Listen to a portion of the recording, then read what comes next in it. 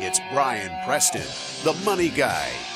I want to kind of pivot to the big decision, because you've heard me. What's funny is I have to be careful because I've had people call me out because they knew some of the private conversations that I've had on these topics. But it's degree ROI, because I think it's kind of cruel that we say, hey, pay attention to what you major in. So if you have a child, or you're the student yourself, or you have a grandchild, this is why this hits so many. We all have relatives or friends or somebody we know that's trying to navigate making these good decisions. You need to know what's the return on investment you can anticipate from that degree, because nothing breaks my heart more is to hear somebody go out of state to a college that's going to cost like $35,000 or more, and then choose a major that just does not have the potential to have return on investment. It would be one thing if they had 100% ride to really pursue that passion, but if you don't begin with the end in mind, you might be setting yourself up. Even if you are choosing your passion and going after something you really care about, there might be a better financial way to structure it so you don't trap yourself. I think that's a perfect disclaimer. I want to tell you guys what we did not just say. We did not say, hey, only pick a major that's going to pay you a lot of money. Only go find something. No, when you decide on the college that you're going to go to, make sure that the cost you're going to pay for the education you receive is justified. If you want to go into a unique, very specific major because it's what you're passionate about, what you love, that's great. Perhaps you don't have to go to the most expensive school in the country to do that. And it makes sense to have that conversation before you get to school to make sure you can make a sound and prudent decision. Well, I've been talking about this, and I'm fine-tuning as I go through it each time, is when I went through college, and this is what I tell everybody, be careful of the Hansel and Gretel effect. When I went to college, you went to college for the education, and the memories was kind of a built-in benefit you got. It wasn't the cinder block walls that you lived in. It was the people. It was the education that gave the superpower to it.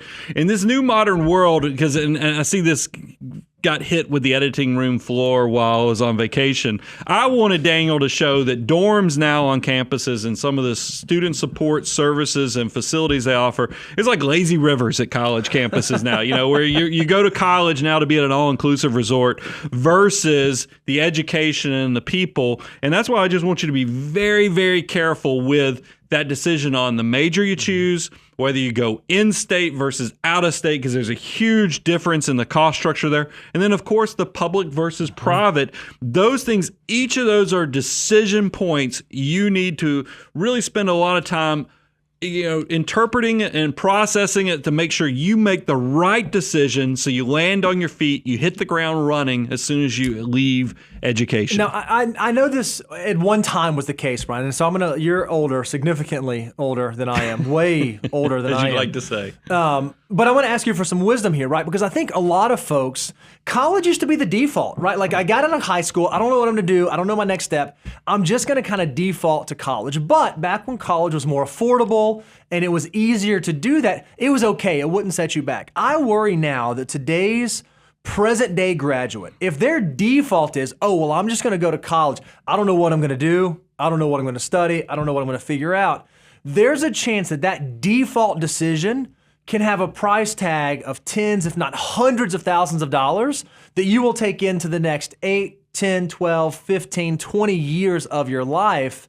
I think you have to approach it a little more strategically, perhaps, than we had to approach it 20 years ago. Well, years ago. if you don't know where you're going and you just went to, because like here in Tennessee, you can go to a local community college and the state of Tennessee will actually cover your costs and be a full ride.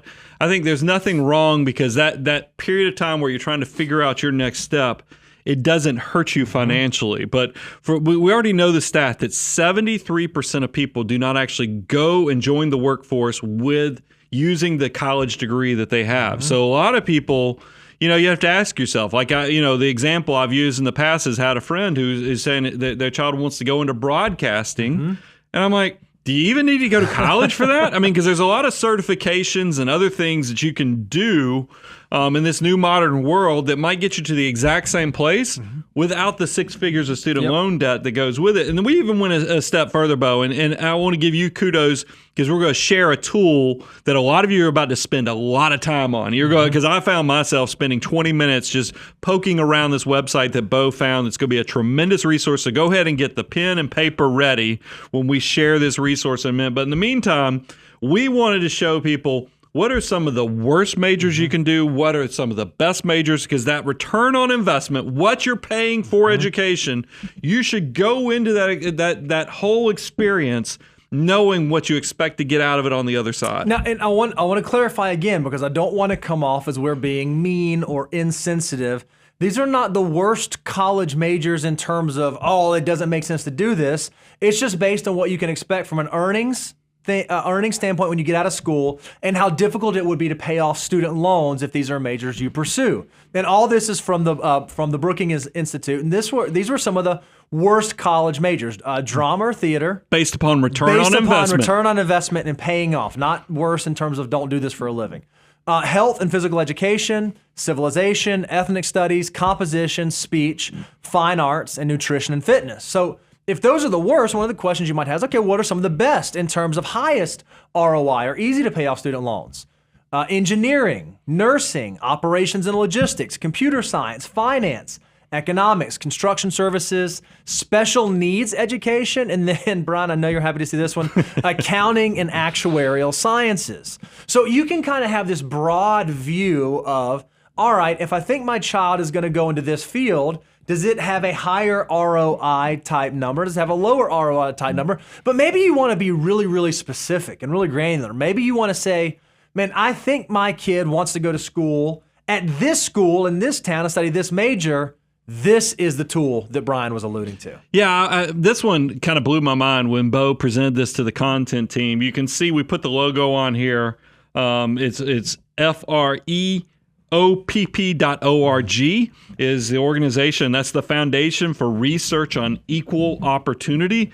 Guys, this is going to blow your mind in the fact that you can go here, choose any college. I mean, we put all kind of colleges in here, played around. We looked at every member of the content team. We were able to put in the school and then go search for the major to see the ROI on each of our majors. So it lets you see the institution, it lets you see the majors, and then it lets you see their earnings at age 25, or anticipated earnings at age 45, return on investment before completion adjustment, and then return on investment after completion, meaning you actually get the degree, right.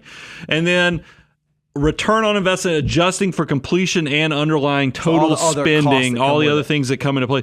Guys, this is a valuable resource because it's one thing for me to tell you, hey, begin with the end in mind. And you might go, that's great, guys, that y'all can give that general guidance. But how do I get into the actual minutia of data points to make this decision? This is your answer. FREOPP.org. Go take advantage of what is the financial value of my degree tool that they have available on their website. It's truly incredible. And this is how we use this practically. We have clients whose children are thinking about going off to school, or even family members. We'll actually show them this. Hey, what do you want to study? I want to study theater. I want to do the drama. Okay, great. The University of Georgia may not be the best college for you. Let's find a more affordable university that has a higher ROI and better job placement opportunities with that degree. And you can really get kind of strategic in how you approach this decision. For a lot of 17, 18, 19-year-olds entering into college, this will probably be the largest, most expensive decision you make until it comes time to buy a house or something like that. So you want to make sure that you're going into it in an intelligent, well thought out manner, just not willy-nilly, because there is a big difference in $1 million ROI for a degree and a negative $200,000 ROI for a degree. Well, I think it's interesting just looking at how this website's set up. We chose University of Georgia because we're both UGA grads, and so is Daniel from the content team. And I thought it was interesting. Like, we chose drama. According to this, drama is going to have a negative return on investment of $160,000. Meanwhile, computer engineering, so we chose one from the worst majors, one from the best based upon return on investment.